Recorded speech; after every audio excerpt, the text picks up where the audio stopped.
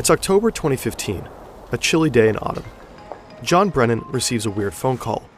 It seems to be coming from a stranger. He hesitates a second, then picks up. Hello? John Brennan? Who is this? You're a f***ing loser. If John Brennan hadn't been John Brennan, this might have looked like an ordinary prank call. But John Brennan happens to be one of the most powerful men on Earth, the head of the CIA. Who is this? How did you get this number? It was so f***ing easy, bro. You're such a What do you want? I don't want anything. I already f***ing own you. How much do you want? We want $5 trillion. The US government will classify this call as part of a larger conspiracy of identity theft, harassment of government officials, and cyber terrorism. The caller will pay a heavy price for this moment of trollish glory. Why are you doing this? We want you to stop bombing the Middle East. Across the Atlantic, in a house in the West Midlands of England, a 15-year-old kid in his room, the phone still in his hand. He can't believe what he just did. He calls himself Kraka, and he loves to smoke weed. In fact, he's high right now. He's also the leader of Krakas with Attitude. He and his companions terrorized and embarrassed the US security apparatus to a near incomparable degree. They leaked the personal data of police officers, FBI agents, and DOJ officials. They hand-delivered top-secret documents to Julian Assange. Some of the most publicized hacktivism attributed to Anonymous. They call themselves Anonymous. Yeah, it was actually them. In part for the lulz. And this is their story. This was political. Teenager Cyber attacks. hijacked the computers of several US intelligence and Started a security collective called Crackers with Attitude.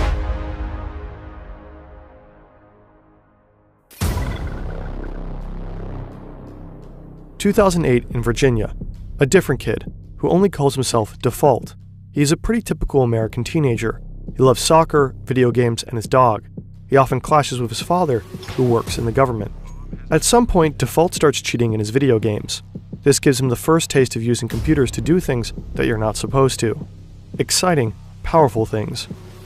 He starts learning all that he can about how computers work, and how to get them to bend to your will. 2008 was an exciting time to get into hacking. The decentralized hacktivist group Anonymous was in its heyday. If you managed to get into their secret chats, you got a front-seat view of their actions. Anonymous is one of the biggest online vigilante groups. Members hack into companies and governments. Now a worldwide and widely recognized hacking group. Hackers with the group Anonymous. Citizens of the world, we have seen the erosion of due process. A cyber war. Anonymous. Anonymous has struck again. Young Default is fascinated. Anonymous embodies an exciting spirit of freedom through chaos. They showed how you could force the whole world to pay attention without you having to leave your bedroom. Some Anonymous actions are political, some are just trolling, and Default, after tasting this very new kind of power, is keen to learn everything he can about hacking. He starts to hack random websites just for the challenge of it, just to see if he can. But after hanging around Anonymous's chats for a while, he starts to find the group, well, cringe. For one thing, it's crawling with feds. People are getting arrested, and it's tough to know who to trust. Anonymous has become so big that vetting people becomes difficult. There's tons of infighting and doxing. Since it's the only hacktivist group most media outlets know about, Anonymous keeps getting credited for the work of other, often more sophisticated hackers. It's a mess. So Default gets involved with offshoot hacker groups, one of them called AnonSec. The group positions itself as anti-Anonymous.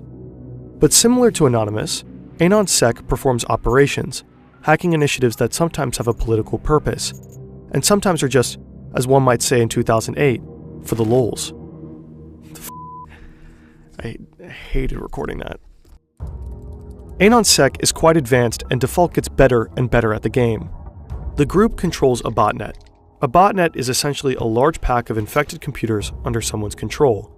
You can use those computers to further spread malware across the internet to make the botnet larger and larger.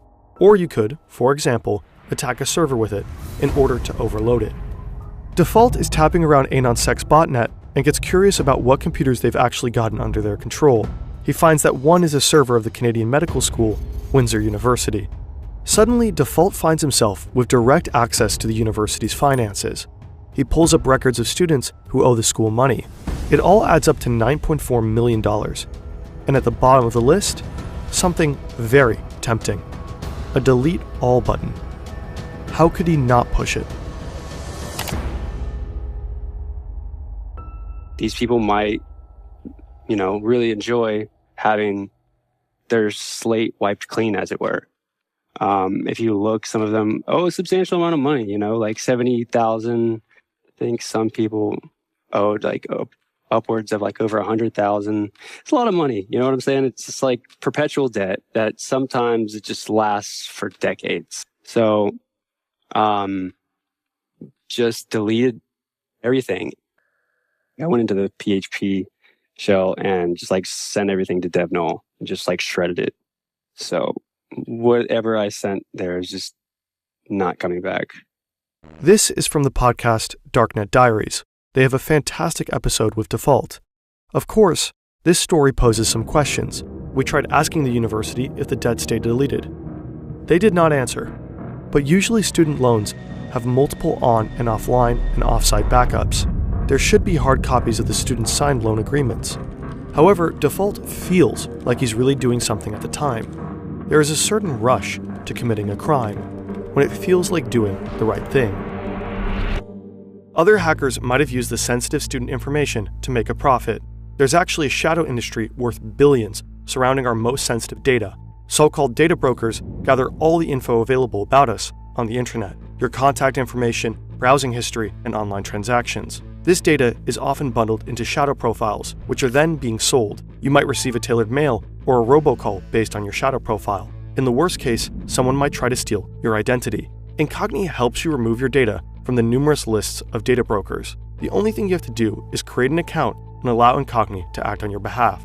Afterwards, you can easily track the status of all the requests in the dashboard. Check out incogni.com/FernTV for an exclusive 60% discount on a 1-year plan using the code FernTV. Additionally, benefit from a 30-day money-back guarantee. Despite Incogni's efforts, some of your data might still linger online. Always remain cautious when sharing personal information anywhere. By trying out Incogni, you're actively supporting our channel. More and more of Default's hacks are motivated by altruism rather than just curiosity. As recently as 2014, bestiality was legal in Denmark. Other European countries, Germany, the UK, Sweden, had recently banned it. What this meant for Denmark was an increase in animal sex tourism. For years, Danish animal rights activists tried to bring attention to this. They called them dog brothels. So sick. It's so crazy. And I had a dog, so that really pissed me off just thinking about the fact, what if someone took my dog and that happened to my dog? I would freak out. So, as Default describes it, he and other AnonSec hackers lend their technical skills to the animal rights movement. So I think we took down the official Denmark government website, and then we actually defaced it, and said, did you know that your government allows bestiality? And there's bestiality dens where people can go and pay money to do these things to animals. And most of them are people's pets. They shut down bestiality websites via DDoS attacks and tweet evidence of sexually mistreated animals. The information reverberates around the world and is widely condemned. Anonymous gets credit for AnonSec's actions, which deeply annoys Default. But it works. In part due to the hacks, more people know about Danish dog brothels. They talk about them online, protest them, until the case winds up in Parliament. In April 2015, Denmark finally bans bestiality. While Default is leveling up as a hacker, he also becomes an early adopter of crypto. He accumulates a significant amount of Bitcoin, more than 1,000. This would amount to a lot of money today, somewhere around $40 million US. He keeps these Bitcoins on a hard drive in his room. He also knows he's making powerful enemies, so he gets a bit paranoid, a bit fanatical with his OPSEC. He never logs into his own Wi-Fi, for one. He uses a satellite dish to log into a free Dairy Queen Wi-Fi half a mile away. He's always connecting through a Tor node. Every time he turns off his devices, he makes sure they're encrypted. When he turns them back on, he has to wait 30 minutes for them to decrypt. For the most part, he never tells anybody what he is doing. He knows he has a lot to lose. Ultimately, it won't be enough.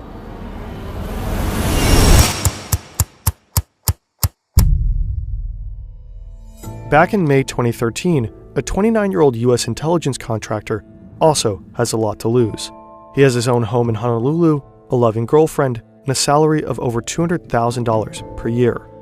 But he's discovered a huge secret, and it's too big to keep. The US government has the ability to spy on pretty much any man, woman, child on Earth who has come into contact with a computer. And this contractor, unwittingly, has helped make that technology possible. He's haunted by this information and horrified that his government is violating its public civil rights so egregiously. He knows that revealing this information to anyone, a lawyer, a judge, or even Congress, would be committing felonies so severe that he would spend a lifetime in prison. He's worried he'll never see his family again, and he doesn't know what consequences they'll encounter if he blows the whistle. But he has to do it. He's been quietly collecting evidence of this secret for a while, and he's just downloaded the last documents. He tells his employer, the US government, that he needs a couple of weeks off to manage his epilepsy. This buys him a bit of time to leave the country without arousing suspicion. He chooses Hong Kong because he views it as a bastion of free speech. He believes it's one of the few places in the world that could and would protect him from the wrath of the US government. There he meets journalists Laura Poitras and Glenn Greenwald and delivers evidence of what used to be waved off as a conspiracy theory. And so Edward Snowden becomes one of the most important whistleblowers of our modern time. Snowden's revelations scandalize the world and spark a long overdue debate about individual privacy versus national security. He inspires many young Americans like Default to take a good hard look at how their government functions. Default doesn't want to sit around and let surveillance happen to him. He wants high-ranking intelligence officials to know what it feels like to be spied upon, to have their private information stored and distributed, and to have it used against them. This is when he teams up with the Crackers with Attitude, founded by Cracker, the kid who's always high.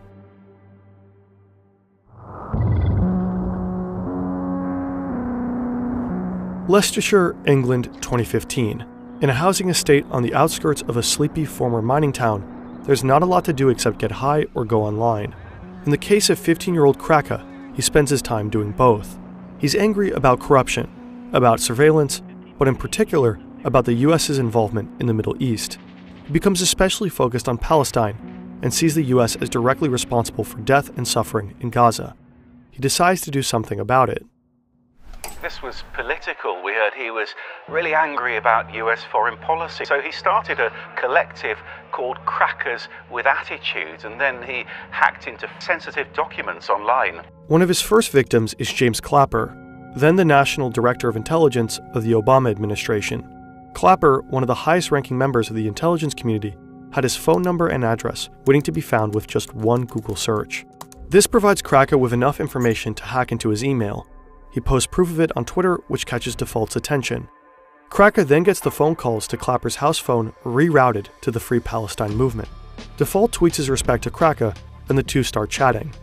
Edward Snowden himself has given James Clapper a very special shout-out in an interview with the German broadcaster ARD. Unfortunately, that interview was blocked from US and German television networks. Apparently, the video is immediately taken down every time it's posted on YouTube, so we'll only show the quotes visually. I would say sort of the breaking point is seeing the Director of National Intelligence, James Clapper, directly lie under oath to Congress. What we do not do is spy unlawfully on Americans, or for that matter, spy indiscriminately on the citizens of any country. We only spy for valid foreign intelligence purposes as authorized by law, with multiple layers of oversight to ensure we don't abuse our authorities. Cracker and Default are livid. Cracker and other hackers loosely connected with CWA team up to target more high-ranking members of the intelligence community. They want to embarrass them and to show them that they aren't as powerful as they think they are. At the top of their list is John Brennan, head of the CIA.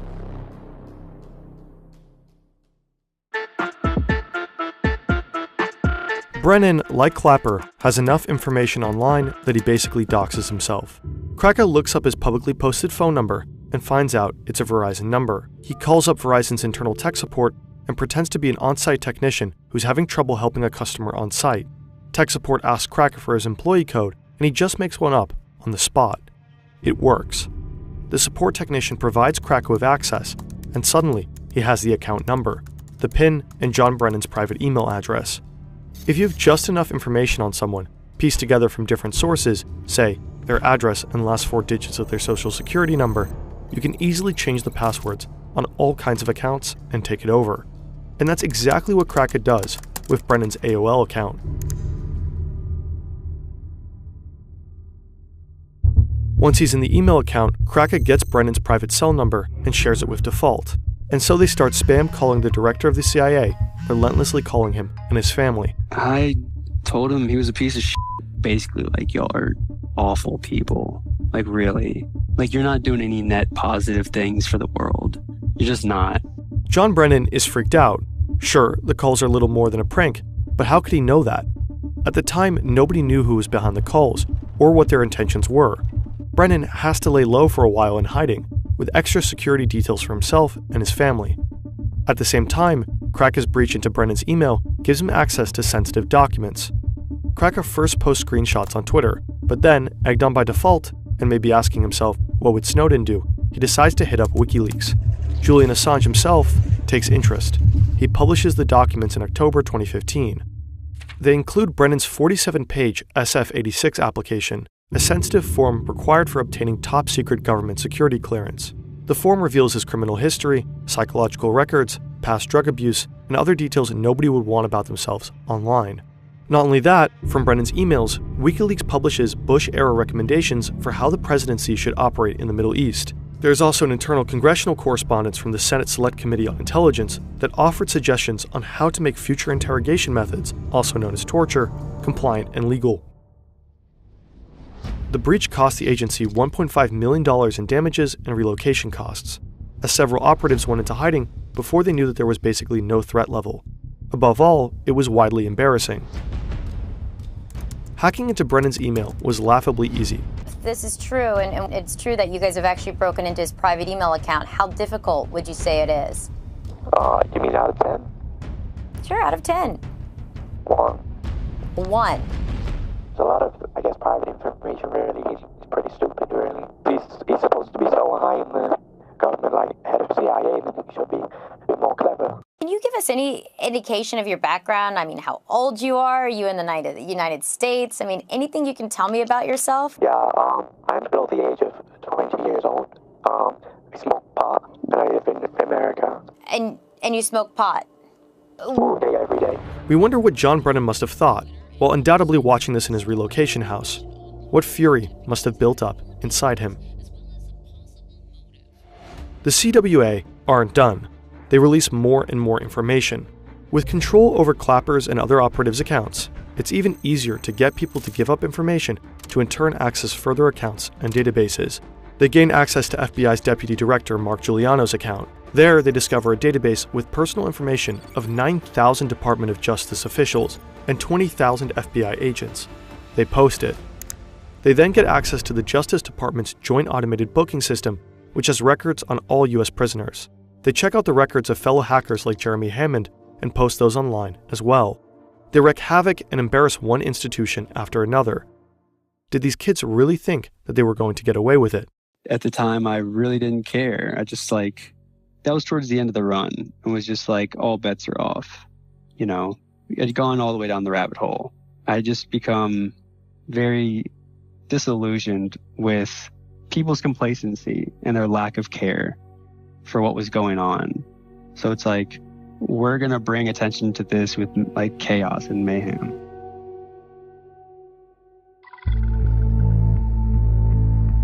Kraken knows his actions have poked a very big bear.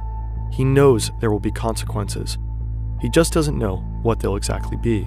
I'm going to go to Russia and deal with Snowden, because I know that the government are pretty mad about this. I'm probably going to get tortured.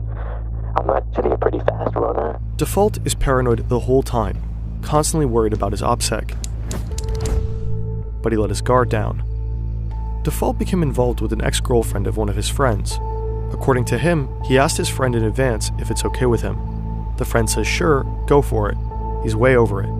But he isn't. Default and his friend are hanging out one night, drinking and chatting over Xbox Live. I slip up for the first time ever, being arrogant and cocky. It comes on the news, CIA director hacked, blah, blah, blah, all this stuff. And I'm like, yeah, that was us, blah, blah. I was like drunk talking and just totally like gave myself away. He never thought his friend would do anything with that information. Hell, he didn't even think his friend would necessarily believe him. But today, Default is pretty sure this friend turned him in. When the FBI raids you, they don't knock politely.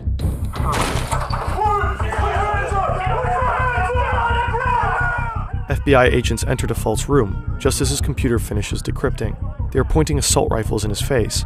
They drag him out of his room, flash copy his hard drive before it re-encrypts, and seize all of his equipment. Default knows he's finished, but the worst part, watching the agents carry off his hard drive. The hard drive with nearly 1,000 Bitcoin. He blacks out. Kraka, too, gets raided by the British police forces, and his computers are confiscated.